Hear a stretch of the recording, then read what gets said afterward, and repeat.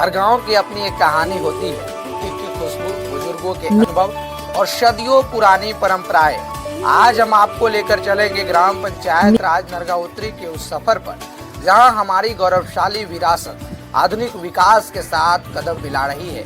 हमारा इतिहास वर्षों पुराना है। कहा जाता है कि नरगा गांव परिहार प्रखंड का सबसे बड़ा गांव है, जिसकी अनुमानित जनसंख्या 25,000 से अधिक है। मिथिलांचल का हिस्सा, ऐतिहासिक रूप से यह क्षेत्र प्राचीन मिथिला का हिस्सा रहा है। पौराणिक मान्यताओं के अनुसार सीतामढ़ी वह स्थान है जहां देवी सीता का जन्म हुआ था और नरगा इसी सांस्कृतिक विरासत का एक अभिन्न अंग है। यह गांव परिहार विधानसभा क्षेत्र का एक महत्वपूर्ण हिस्सा है। समय समय पर यहाँ के स्थानीय मुद्दों जैसे बुनियादी सुविधाओं के विकास और सामाजिक सशक्तिकरण, स्थानीय नेताओं जैसे भारत भूषण की सक्रियता देखी गई है। शिक्षा और विकास, गांव में शिक्षा के लिए सरकारी स्कूल और बुनियादी सुविधाएं मौजूद है और इसे एक विकासशील गांव की श्रेणी में रखा जाता है जो ग्राम पंचायत के रूप में कार्य करता है। इतिहास, स्थानीय निवासियों के अनुसार नरगा का दुर्गा मंदिर एक दशकों पुराना मंदिर है। इसका निर्माण नरगा बाजार के व्यापारियों और स्थानीय जिम्मेदारों, जिसमें कई प्रमुख परिवार शामिल रहे हैं, उसके सहयोग से बड़ा है। यहाँ शारदीय नवरात्रि के दौरान भव्य मेले का आयोजन होता है।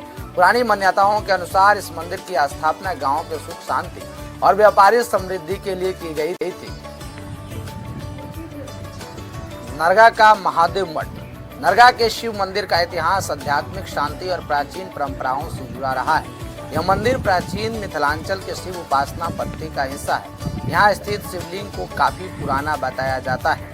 आपको बता दें कि जो इस मंदिर है, मंदिर के जीर्णोद्धार और यहाँ की जो तालाब है नरगा ठाकुर पोखर के सौंदर्यीकरण में भी भारत भूषण के पूर्वजों ने महत्वपूर्ण भूमिका निभाई थी। यहाँ महाशिवरात्रि पर जलाभिषेक के लिए दूर दूर से श्रद्धालु आते हैं। नरगा ठाकुर पोखर का केवल एक जल निकाय नहीं है, बल्कि नरगा गांव के ऐतिहासिक पहचान में से एक है। इतिहास और ठाकुर शब्द यहाँ के मैथिल ब्राह्मणों या पुराने भूस्वामियों की विरासत को दर्शाता है।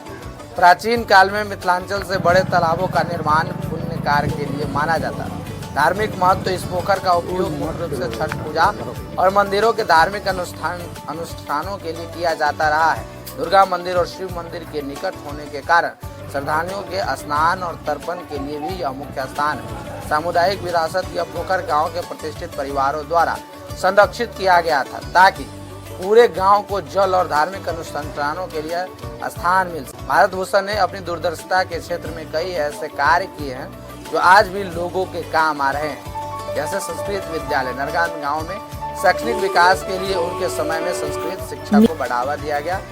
जस्ट डायल के अनुसार परिहार क्षेत्र के प्रमुख विद्यालयों में संस्कृत विद्यालय नरगा का नाम आज भी शामिल है, जिनकी नींव में उनके परिवार का महत्वपूर्ण सहयोग रहा है।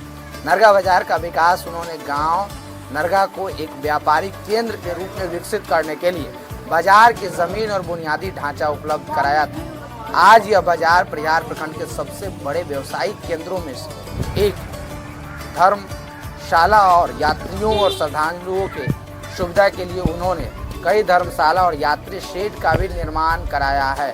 अपने पंचायत के श्रीरामपुर में स्थित स्वास्थ्य केंद्र को सुदृढ़ बनवाया। इसी प्रयास से अपने क्षेत्र के विकास से जो स्थानीय लोगों को प्राथमिक उपचार प्रदान करते हैं। अपने गांव में सोलर लाइट लगवाएं, हर वार्ड में रोड ढलवाएं, हर पोखर में छठ घाट का निर्माण, स्वच्छता अभियान के तहत कचरा शेड का भवन निर्माण, नरगा में महारानी स्थान के घेराबंदी जैसे कई विकास कार्य कराए।